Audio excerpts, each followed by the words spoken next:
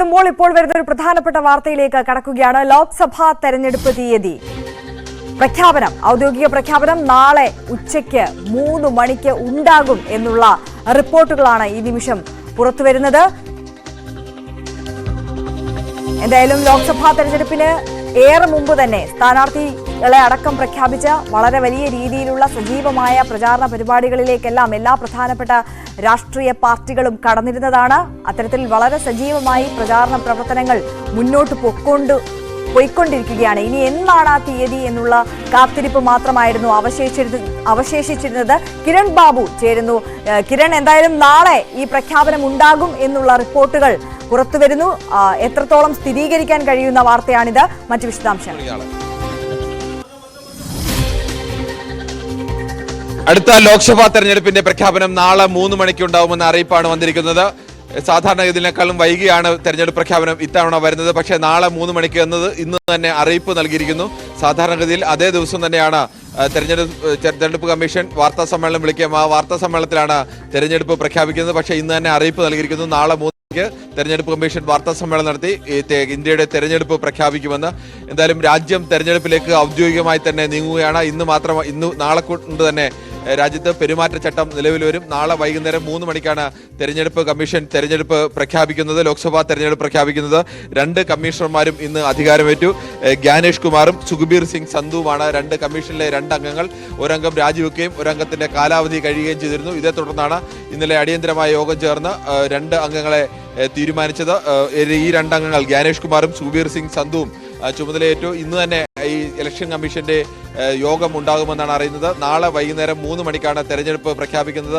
അങ്ങനെ ഇന്ത്യ ഔദ്യോഗികമായി ലോക്സഭാ തെരഞ്ഞെടുപ്പിലേക്ക് കടക്കുകയാണ്. നാളെ വൈകുന്നേരം 3 മണിയോടുകൂടി ഔദ്യോഗിക പ്രഖ്യാപനവും അതോടുകൂടി തന്നെ പെരുമാറ്റച്ചട്ടവും നിലവിൽ വരും.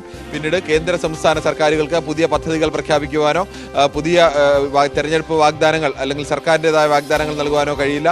തെരഞ്ഞെടുപ്പ് പെരുമാറ്റച്ചട്ടം നിലവിൽ വരും. അതിന് മുന്നോടിയായിട്ടാവണം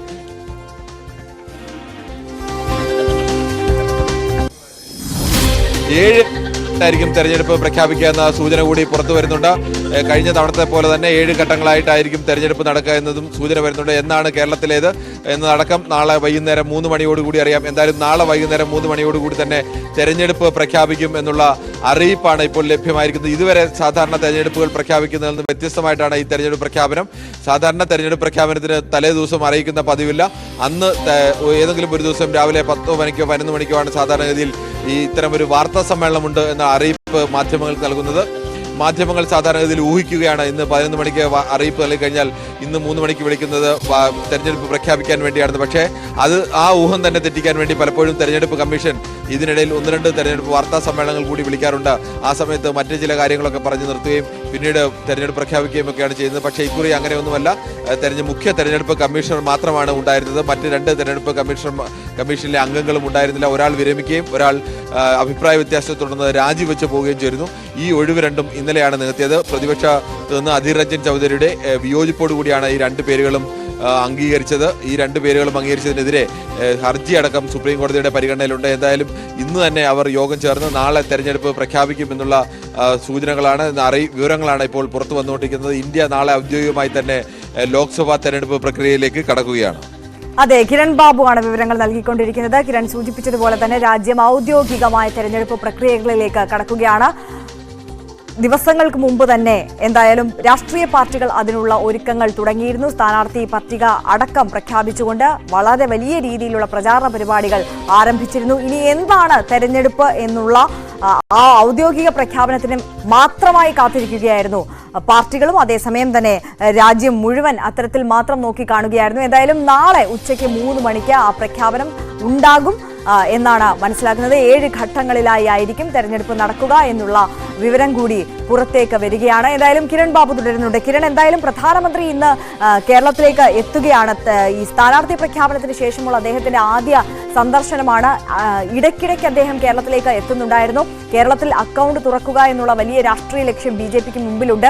ഇന്നിപ്പോൾ ലോക്സഭാ തെരഞ്ഞെടുപ്പ് നാളെ പ്രഖ്യാപിക്കുകയാണ് എന്നുള്ള ഘട്ടം വരുമ്പോൾ നേരത്തെ കിരൺ സൂചിപ്പിച്ചതുപോലെ മറ്റ് പദ്ധതികൾ അടക്കം പ്രഖ്യാപിക്കുന്നതിനും അത്തരത്തിലുള്ള വിലക്കുകൾ കൂടി വരികയാണ്. അപ്പോൾ ഇന്ന് പത്തനംതിട്ടയിൽ മോദി എത്തുമ്പോൾ അദ്ദേഹം വലിയ പദ്ധതികൾ ഒരുപക്ഷെ പ്രഖ്യാപിക്കാനുള്ള സാധ്യതയുണ്ടാകും. എന്നിരുന്നാൽ പോലും ഏത് തരത്തിൽ നോക്കിയാലും ഈ ഒരു തീയതി പ്രഖ്യാപനം നാളെ വരുമ്പോൾ ഇന്നത്തെ പ്രധാനമന്ത്രിയുടെ പത്തനംതിട്ടയിലെ പ്രസംഗം വളരെ വലിയ തരത്തിൽ നിർണായകമാകും എന്നുള്ളതിൽ സംശയമില്ല, അല്ലേ? തന്നെയാണ് ഏറ്റവും പ്രധാനം ആര്യ.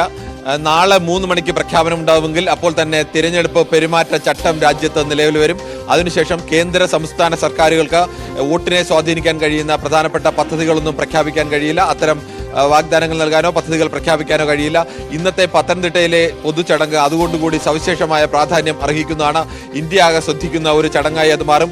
പ്രധാനമന്ത്രിക്ക് ഏതെങ്കിലും തരത്തിൽ തെരഞ്ഞെടുപ്പിന് മുന്നോടിയായി ഏതെങ്കിലും പ്രഖ്യാപനങ്ങൾ നടത്താനുണ്ടെങ്കിൽ അത് നടത്താനുള്ള ഒരു അവസാന വേദി കൂടിയാവും ഒരുപക്ഷെ പത്തനംതിട്ടയിലേത്. അല്ലെങ്കിൽ നാളെ രാവിലെ അങ്ങനെ ഒരു പ്രഖ്യാപനം നടത്തേണ്ടി വരും. ഇന്ന് തന്നെ നാളെ 3 മണിക്ക് പ്രഖ്യാപനം ഉണ്ടാകും എന്ന അറിയിപ്പ് ലഭിച്ച സ്ഥിതിക്ക് ഇന്ന് ഉച്ചയ്ക്ക് ഏതാനും മിനിറ്റുകൾക്കുള്ളിൽ നടക്കുന്ന പത്തനംതിട്ടയിലെ പൊതുസമ്മേളനത്തിൽ വലിയ പ്രഖ്യാപനങ്ങൾ ഉണ്ടാവാനുള്ള സാധ്യത തള്ളിക്കളയാൻ കഴിയില്ല. എന്തായാലും നാളെ 3 മണിക്ക് ഈ രാജ്യത്ത് ലോക്സഭാ തെരഞ്ഞെടുപ്പ് പ്രഖ്യാപിക്കുകയാണ്. 7 ഘട്ടങ്ങളായിട്ടാണ് ലോക്സഭാ തെരഞ്ഞെടുപ്പ് രാജ്യത്ത് നടത്തുക എന്നുള്ള സൂചനകളാണ് ഇപ്പോൾ ലഭ്യമായിരിക്കുന്നത്. എന്തായാലും 7 ഘട്ടമായി തന്നെയായിരുന്നു കഴിഞ്ഞ തവണയും ലോക്സഭാ തെരഞ്ഞെടുപ്പ് നടന്നത്. പ്രത്യേകിച്ച് ഒറ്റഘട്ടമായി രാജ്യത്ത് നടത്താനുള്ള സംവിധാനത്തിന്റെ പരിമിതികളുണ്ട്. രാജ്യത്ത് സുരക്ഷാ സംവിധാനങ്ങൾ ഒരുക്കേണ്ടതുണ്ട്. പലപ്പോഴും പല സംസ്ഥാനങ്ങളും പ്രത്യേകിച്ച് റെഡ് കോറിഡോർ എന്ന തമിഴ്നാടിന്റെ ഒരു അതിർത്തി മുതൽ ഛത്തീസ്ഗഡ് മുതൽ അങ്ങ് ബീഹാർ വരെ നീളുന്ന റെഡ് കോറിഡോറിലൊക്കെ പല ഘട്ടങ്ങളായി മാത്രമേ തെരഞ്ഞെടുപ്പ് നടത്താൻ കഴിയൂ. പലതരത്തിലുള്ള അട്ടിമറി ശ്രമങ്ങളും അല്ലെങ്കിൽ സുരക്ഷാ സംവിധാനത്തിന്റെ വലിയ തോതിലുള്ള വിന്യാസവും ഒക്കെ ആവശ്യമായ മണ്ഡലങ്ങൾ നിരവധി ഇന്ത്യയിലുണ്ട്. പലതരത്തിലുള്ള ഭീഷണികൾ നിലനിൽക്കുന്ന മണ്ഡലങ്ങൾ. ആ മണ്ഡലങ്ങളിലെല്ലാം തന്നെ വലിയ തോതിൽ സുരക്ഷാ സേനയെ വിന്യസിക്കേണ്ടതുണ്ട്. അതുകൊണ്ട് സുരക്ഷാ സേനയുടെ വിന്യാസം കൂടി കണക്കിലെടുത്താണ് പലപ്പോഴും തെരഞ്ഞെടുപ്പ് തീയതികൾ പ്രഖ്യാപിക്കുന്നത്. കേരളത്തിൽ ഇക്കുറിയും ഒറ്റഘട്ടമായി തന്നെയായിരിക്കും തെരഞ്ഞെടുപ്പ് എന്നാണ് പ്രതീക്ഷിക്കപ്പെടുന്നത്. കഴിഞ്ഞ തവണയും കേരളത്തിൽ അങ്ങനെയായിരുന്നു. കേരളത്തിൽ അങ്ങനെ സുരക്ഷാ സേനയുടെ വലിയ വിന്യാസം വേണ്ട സ്ഥലമോ അല്ലെങ്കിൽ അത്തരത്തിലേക്കുള്ള പ്രത്യേക സവിശേഷമായ സുരക്ഷ വേണ്ട മണ്ഡലങ്ങളൊന്നുമല്ല കേരളത്തിലുള്ളത്. അതുകൊണ്ട് തന്നെ ഒറ്റഘട്ടത്തിൽ തന്നെ തെരഞ്ഞെടുപ്പ് നടക്കാനാണ് കൂടുതൽ സാധ്യതയുള്ളത്. എന്നാൽ തമിഴ്നാടിന്റെ ചില സ്ഥലങ്ങളിലും പ്രത്യേകിച്ച് ഛത്തീസ്ഗഡിലും ഒന്നും അങ്ങനെയല്ല. അവിടെയൊക്കെ കൂടുതൽ സുരക്ഷാ വിന്യാസം ആവശ്യമായി വരും. അതുകൊണ്ട് ഈ സുരക്ഷാ വിന്യാസത്തിന്റെ ട്രൂപ്പുകളുടെ യാത്രാ സൗകര്യം കൂടി അല്ലെങ്കിൽ ട്രൂപ്പുകൾക്ക് അവിടെ കേന്ദ്രീകരിക്കാനും അവിടെ സുരക്ഷ ഒരുക്കാനുമുള്ള സമയം ഇതെല്ലാം കൂടി കണക്കിലെടുത്താണ് സാധാരണഗതിയിൽ തെരഞ്ഞെടുപ്പിന്റെ തീയതികൾ പ്രഖ്യാപിക്കുന്നത്. അത് ഒരറ്റം മുതൽ മറ്റേ അറ്റം വരെ എങ്ങനെ ട്രൂപ്പുകൾക്ക് സഞ്ചരിക്കാം, അവർക്ക് അവിടെ എങ്ങനെ താമസ സൗകര്യം ഒരുക്കാം, അവർ ആ സുരക്ഷ ഒരുക്കാൻ എത്ര ദിവസം എടുക്കും, ഇതുകൂടി പരിഗണിച്ചാണ് സാധാരണഗതിയിൽ തെരഞ്ഞെടുപ്പ് തീയതികൾ പ്രഖ്യാപിക്കുക. 7 ഘട്ടങ്ങളായിട്ടായിരിക്കും തെരഞ്ഞെടുപ്പ് നടത്തുക എന്നാണ് പ്രധാനമായും ഇപ്പോഴത്തെ ഒരു സൂചനകളൊക്കെ അനുസരിച്ചാണെങ്കിൽ നമുക്ക് കൃത്യമായി പറയാൻ കഴിയില്ലെങ്കിലും ഏപ്രിൽ പകുതി മുതൽ മെയ് പകുതി വരെയുള്ള ദിവസങ്ങളിൽ അങ്ങനെ 7 ഘട്ടമായി നടത്താനുള്ള സാധ്യതയാണ്. എന്തായാലും ആദ്യഘട്ടം ഏപ്രിൽ 2ാം വാരം ഉണ്ടാകാനുള്ള സാധ്യതയാണ് മുന്നിൽ കാണുന്നത്, അല്ലേ?